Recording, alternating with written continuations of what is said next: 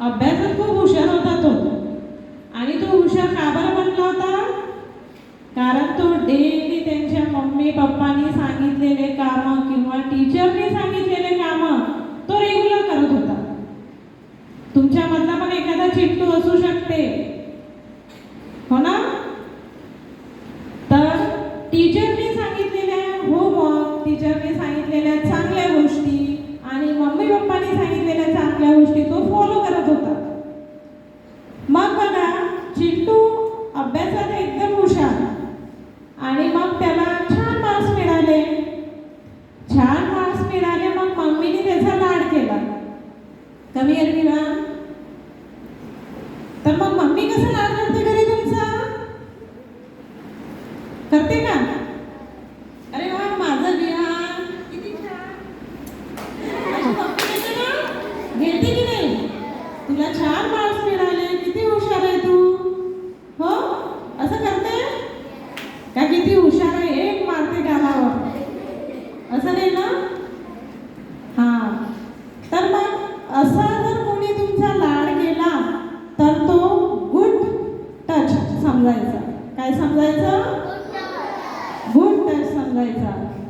आणि मग चिट्टूचा लाड दुसऱ्या दिवशी आजीने पण केला.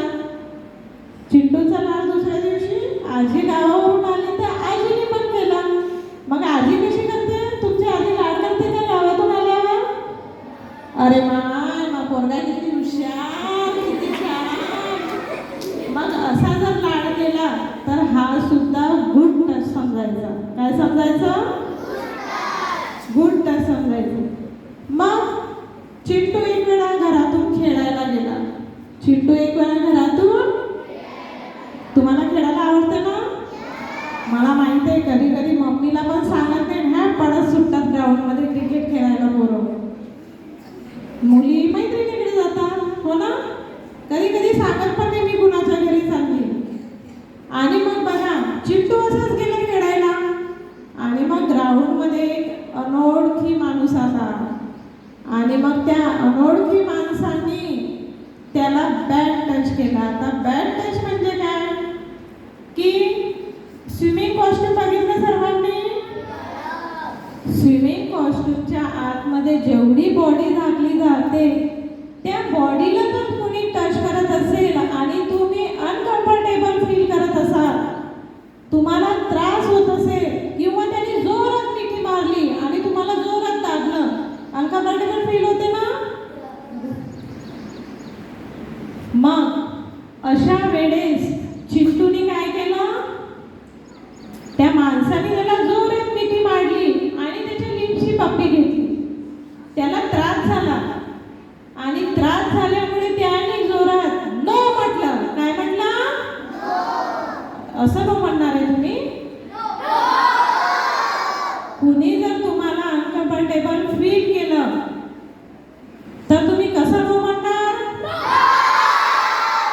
Very good. जेवण करून आले तुम्ही? नाश्ता करून आले, जेवण करून नाही आले. हां, तुम्हाला असं ओरडता येते ना? मग असं जोरात ओरडायचं किंवा तिथून पळून जायचं, किंवा तिथून. आणि अशा काही गोष्टी घडत असेल, तुम्हाला असं फील होत असेल तर तुम्ही तुमच्या शिक्षकांना सांगू शकता, ठीक आहे? किंवा तुमच्या मम्मी पप्पाला सुद्धा सांगायचं आहे, ठीक आहे? समजलं का तुम्हाला? काय म्हणायचं? कुणाला सांगायचं? मम्मी पप्पाला किंवा शाळेत शिक्षकांना, ठीक आहे? त्यानंतर जेव्हा तुम्ही वॉशरूमला जाता तेव्हा वॉशरूमला जायच्या आधी वॉशरूममध्ये पाणी टाकायचं आहे भरपूर. आफ्टर वॉशरूम तुम्हाला पुन्हा पाणी टाकायचं आहे, समजलं? आणि जेव्हा टॉयलेटला जाता तेव्हा सुद्धा भरपूर पाणी टाकायचं. कोणी टॉयलेटच्या बाहेरच टॉयलेट करून टाकते, असं करायचं. बरेच छोटे मुलं टॉयलेटच्या बाहेरच वॉशरूमला जातात, टॉयलेटच बाहेर करून टाकतात, हो ना? आणि इकडचे पण काही मुलं फर्स्ट सेकंड थर्डचे टॉयलेटच्या आतमध्ये जायला काय होते तुम्हाला, हो ना, तिथे भरपूर नळ आहे, पाणी आहे, पाणी टाकायचं, युरिन इन्फेक्शन होते ना बाकीच्यांना, हो की नाही. जर तुम्ही अशी स्वच्छता पाळली नाही तर युरिन इन्फेक्शनचे खूप मोठे धोके आहेत आणि मग ते लवकर सॉल्व्ह होत नाही तो प्रॉब्लेम, होणार आहे. केअर घेणार यानंतर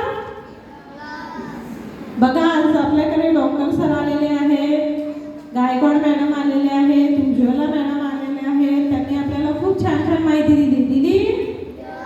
ती तुम्ही ऐकली आणि मला माहिती आहे की ती तुम्ही लक्षात ठेवली. जेव्हा शाळा सुटेल ना, तुमचं मेडिटेशन होईल, तेव्हा ह्या सर्व गोष्टी तुम्हाला आठवायच्या आहे की आज मला डॉक्टर साहेबांनी काय सांगितलं, हो ना, उज्ज्वला मॅडमने काय सांगितलं, गायकवाड मॅडमने काय सांगितलं, प्रवीणा मॅडमने काय सांगितलं, हे सर्व तुम्हाला आठवायचं आहे. आठवणार